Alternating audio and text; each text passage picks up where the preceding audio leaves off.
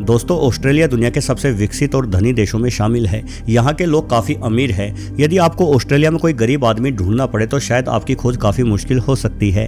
परंतु क्या आप जानते हैं कि एक बेहतर जनजीवन होने के बावजूद भी ये देश यानी ऑस्ट्रेलिया दुनिया के सबसे खतरनाक देशों में शुमार किया जाता है? जी नहीं, वहाँ किसी प्रकार के आतंकवाद आदि की समस्या नहीं है, बल्कि ऑस्ट्रेलिया को खतरनाक बना देते हैं यहाँ के बेहद घातक जीव। यदि आप ऑस्ट्रेलिया देश में घूमना चाहते हैं तो आपको ये जान लेना चाहिए कि इस देश की 95% भूमि इंसानों से विहीन है। इस भूमि के अधिकतर हिस्से पर रेगिस्तान और वन फैले हुए हैं, जहां पाया जाता है दुनिया का सबसे घातक सांप यानी ताइपेन। इस सांप का कांटा पानी तक नहीं मांगता। ताइपेन सांप का एक बार का दंश 50 कोबरा सांपों के काटे जाने के बराबर होता है। ऑस्ट्रेलिया के तटीय इलाकों में खारे पानी के विशालकाय मगरमच्छ है तो यहाँ के समुद्रों में शार्कों की भरमार है। सिर्फ इतना ही नहीं, ऑस्ट्रेलिया में दुनिया का इकलौता ऐसा पक्षी भी पाया जाता है जिसके सर इंसानों की हत्या के आरोप हैं। इसे कैसोवरी कहते हैं, जो कई इंसानों की जान ले चुका है। यहाँ कई ऐसी मकड़ियाँ भी मिल जाती हैं जो इंसानी जान लेने जितना जहर रखती हैं, और दुनिया की सबसे भयानक आग भी ऑस्ट्रेलियाई जंगलों में ही लगते हुए देखी गई है। खैर, ये तो वर्तमान के खतरे हैं, लेकिन अतीत में देश कैसा होगा? माना जाता है कि ऑस्ट्रेलिया की भूमि पर सबसे पहले इंसानी कदम आज से करीब 50,000 वर्षों पहले पड़े थे। जो इंसान यहाँ सबसे पहली बार गए, उन्होंने किस तरह के खतरे ऑस्ट्रेलिया में झेले होंगे, आज की वीडियो इसी बारे में है। तो चलिए वीडियो को आगे बढ़ाते हैं। परंतु यदि आप पहली बार इस चैनल पर आए हैं तो बिना देरी किए चैनल को सब्सक्राइब करना बिल्कुल भी मत भूलिएगा। क्वीन काना। दोस्तों, क्वीन काना को आप स्थलीय मगरमच्छ भी कह सकते हैं, क्योंकि अन्य मगरमच्छों की भांति क्वीन काना पानी में नहीं पड़ा रहता, बल्कि यह मगरमच्छ घोड़े की भांति दौड़ लगाने में सक्षम था। क्वीन काना 40,000 वर्षों पहले ऑस्ट्रेलियाई सरजमी से विलुप्त हुआ है। इसका मतलब है कि जब पहली बार इंसान ऑस्ट्रेलिया पहुंचे तो उनका सामना निश्चित रूप से क्वीन काना नामक मगरमच्छ से हुआ होगा। क्वीन काना के जीवाश्मों से यह पता चलता है कि इस मगरमच्छ की टांगें लंबी और मजबूत रही होगी, जिनके दम पर यह उछलते हुए कम से कम 30 किलोमीटर प्रति घंटे की रफ्तार से दौड़ लगा लेता होगा। हाल ही में कुछ जीवाश्मों से यह भी पता चला है कि क्वीन काना के पास पंजे नहीं बल्कि गाय और भैंसों की भांति खुर होते थे, जिस आधार पर कुछ जानकार ये मानते हैं कि इस मगरमच्छ की गति 50 किलोमीटर प्रति घंटा से भी अधिक हो सकती है। यानी क्वीन काना निश्चित रूप से किसी इंसान को दौड़कर पकड़ने में सक्षम था। अब देखा जाए तो मगरमच्छ से बचने के लिए हमारे पास एक ही तरीका होता है कि हमें पानी के निकट नहीं जाना है, क्योंकि मगरमच्छ जमीन पर बड़े ही सुस्त होते हैं। ये किसी चूहे तक को दौड़कर नहीं पकड़ पाते। लेकिन जब पहली बार इंसान ऑस्ट्रेलिया में पहुंचे होंगे तो क्वीन काना ने उनके होश ही उड़ा दिए होंगे, क्योंकि मगरमच्छ तो भाई दौड़ते हुए इंसानों का ही शिकार करने में सक्षम था। और ऐसा भी नहीं है कि क्वीन काना कोई छोटा मोटा शिकारी था। इसकी लंबाई 15 से 20 फीट तक हो जाती थी। कोई इंसान इनके सामने बड़ा ही मामूली शिकार था। हाँ, यदि इंसान दौड़ते हुए पेड़ पर चढ़ जाए तो इस मगरमच्छ से जान बच सकती थी, क्योंकि अपने खुरों वाले पैरों के कारण क्वीन काना किसी पेड़ पर चढ़ने में तो बिल्कुल भी सक्षम नहीं रहा होगा। मेगालिनिया। किसी मगरमच्छ से जान बचाने के लिए पेड़ पर चढ़ जाना बेहतर विकल्प हो सकता है, परंतु ये उपाय छिपकलियों के मामले में काम नहीं करने वाला। मेगालिनिया को समझने के लिए आपको इस छिपकली से मिलना चाहिए जिसे कोमोडो ड्रैगन कहते हैं। आप यूँ समझिए कि कोमोडो ड्रैगन मेगालिनिया की छोटी बहन है, जबकि इनकी बड़ी बहन यानी मेगालिनिया 30 से 35,000 सालों पहले ही विलुप्त हो चुकी है। वैज्ञानिक दावों के अनुसार ऑस्ट्रेलिया में पाई जाने वाली मेगालिनिया अब तक पृथ्वी पर विचरण करने वाली सबसे विशालकाय छिपकली थी, जो 25 फीट से भी अधिक लंबी हो जाती थी। ये छिपकलियां बड़े बड़े झुंड बनाकर रहती थी, और इनके झुंड के करीब यदि कोई इंसान गलती से भी गया होगा तो उस इंसान का एक भी अंश नहीं बचा होगा।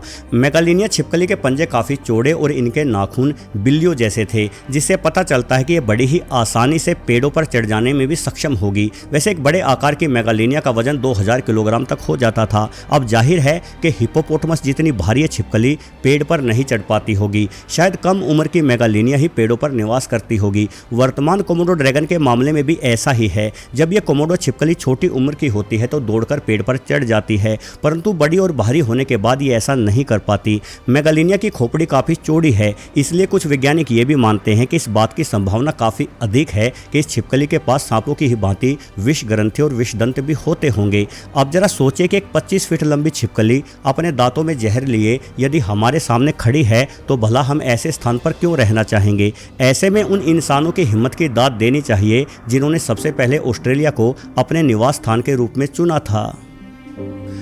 डाइप्रोटोडोन। दोस्तों, ऑस्ट्रेलिया ऐसे प्राणियों की धरती भी है जिन प्राणियों में मादा स्तनधारी के पास पेट में एक थैली बनी हुई होती है। ये मादा इस थैली में अपने छोटे शिशुओं को उठाकर चलती है। इन थैली वाले प्राणियों को मार्सुपियल प्राणी कहा जाता है। वर्तमान में पृथ्वी का सबसे बड़ा मार्सुपियल कंगारू है, परंतु जब पहली बार इंसानों ने ऑस्ट्रेलिया की भूमि पर अपने कदम रखे होंगे तो उनका सामना हाथी के आकार के मार्सुपियल से भी हुआ होगा, जिसे डाइप्रोटोडोन कहा गया है। मिले सबूतों के आधार पर यह कहा जा सकता है कि करीब 45,000 वर्षों पहले डाइप्रोटोडोन ऑस्ट्रेलिया से विलुप्त हो चुके थे। हालांकि ये जीव शाकाहारी था, यानी ये बिना वजह तो इंसानों पर हमला नहीं करता होगा, लेकिन इस जीव के जबड़े को देखकर यह ज्ञात होता है कि डाइप्रोटोडोन की काटने की शक्ति 10,000 PSI से भी अधिक रही होगी। यानी ये विशालकाय मार्सुपियल सिर्फ घास फूस ही नहीं बल्कि पेड़ों के तनों को भी चबाते हुए खा जाता था। अब इस तरह के भयंकर प्राणी अपने इलाके में किसी की भी दखल अंदाजी बर्दाश्त नहीं करते, जैसे कि हिप्पो होते हैं। भले ही हिप्पो शाकाहारी हों, परंतु ये अपने इलाके में घुस आए किसी भी इंसान को जिंदा चबा सकते हैं। बस डाइप्रोटोडोन का व्यवहार भी कुछ इसी प्रकार का रहा होगा। इनके इलाके में घुसपैठ का मतलब सीधे तौर पर मौत से मुलाकात करने के ही समान था। डाइप्रोटोडोन के अधिकतर कंकाल पानी के निकट मिलते हैं, जिससे पता चलता है कि इस जीव को भी हिप्पो की भांति कीचड़ में लेटना पसंद था, और ऐसे में पानी खोजने आए इंसानों के लिए डाइप्रोटोडोन से निपटना बड़ी ही कड़ी चुनौती रही होगी। थाइलाकोलियो। आमतौर पर बिल्ली प्रजाति के बड़े जानवर जैसे शेर और बाघों को सबसे खतरनाक जीव माना जाता है और ऑस्ट्रेलिया में बड़ी बिल्लियां नहीं पाई जाती, परंतु अतीत में यहाँ कुछ ऐसा था जो बिल्लियों से भी अधिक घातक कहा जा सकता है। थाइलाकोलियो एक अन्य मार्सुपियल प्राणी था जिसे मार्सुपियल शेर भी कहा जाता है, क्योंकि इस जीव के पास खूबियां बिल्लियों जैसी ही थी।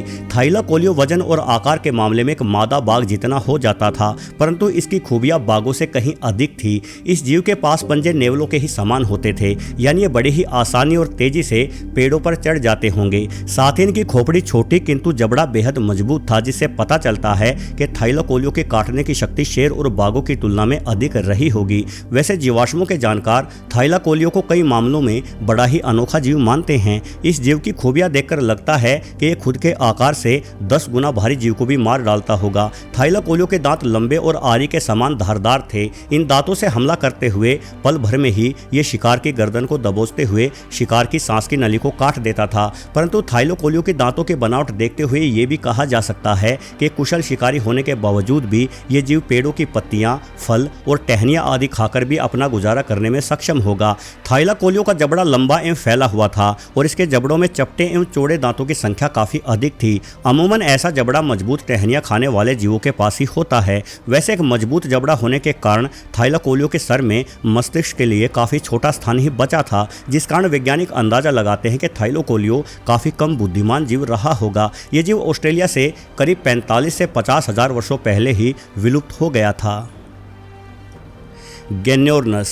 हम जानते हैं कि पृथ्वी का सबसे बड़ा पक्षी है शुतुरमुर्ग, लेकिन ऐसा सिर्फ 50,000 सालों से ही है। उससे पहले तक ऑस्ट्रेलिया में शुतुरमुर्ग से कहीं अधिक बड़ा और घातक पक्षी निवास करता था, जिसे गैन्योरनस नाम दिया गया है। यह पक्षी बड़े ही आराम से 250 किलोग्राम तक भारी हो जाता था। हालांकि कुछ हद तक संभावना इस बात की है कि गैन्योरनस मांस भक्षण नहीं करते थे, परंतु इस पक्षी के पैरों के नाखून किसी तलवार की भांति ही दिखाई पड़ते हैं, जिस आधार पर यह माना जा सकता है कि गैन्योरनस एक शानदार हमलावर पक्षी था। इस पक्षी की चोंच भी बाजों के ही समान थी, जिस आधार पर कुछ जानकारी ये भी मानते हैं कि वास्तव में गैन्योरनस शाकाहारी नहीं बल्कि मांसभक्षी पक्षी था। वैसे ये भी देखा गया है कि पक्षी कभी पूर्णतः शाकाहारी नहीं होते। बीज आदि खाने वाले पक्षी भी अक्सर कीड़े मकोड़ों को बड़े ही चाव से खाते हैं, यानी हो सकता है कि गैन्योरनस भी कभी कभार शिकार पर हाथ आजमा लेता हो। यह पक्षी 10 फीट की ऊंचाई रखता था और अपने मजबूत पैरों के दम पर काफी तेज गति से दौड़ लगाने में सक्षम रहा होगा। किसी इंसान को दौड़कर पकड़ लेना